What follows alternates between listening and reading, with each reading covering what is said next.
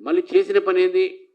నేను ఇచ్చినటువంటి సలహా మీదనే, నేను ఇచ్చినటువంటి ఒక సూచన ఒక ఆ టైప్లోనే మొన్న అసెంబ్లీ పెట్టి 285 సెక్షన్ ఏదైతుందో 285 సెక్షను అసెంబ్లీలో దాన్ని గ్రామ పంచాయతీ యాక్ట్లో సవరణ చేశారు.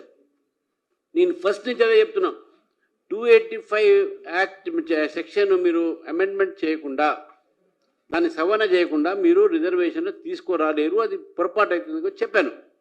ఎందుకంటే దాంట్లోనే మెన్షన్ చేసిన 50% క్యాప్ అని సుప్రీంకోర్టు జడ్జిమెంట్. ఇప్పుడు వాళ్ళు చేశారు. ఇప్పుడు చేశారు. ఎందుకు చేశారు? అప్పుడే చేయొచ్చు కదా. అప్పుడు ఎందుకు చేయలే? వాళ్ళకు కూడా న్యాయ సలహాకారులు ఉన్నారు కదా.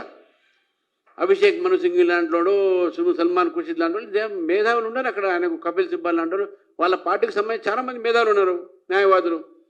మరి వాళ్ళని సంప్రదించకుండా చేశారా? మీరు కామారెడ్డి డిక్లరేషన్లోనే 42% డిక్లేర్ చేసినప్పుడు ఇవన్నీ కూడా పట్టించుకొని న్యాయమైనటువంటి ఒక ఇన్ని చూసుకొని చెప్పిన అనుకున్నాం మేమైతే.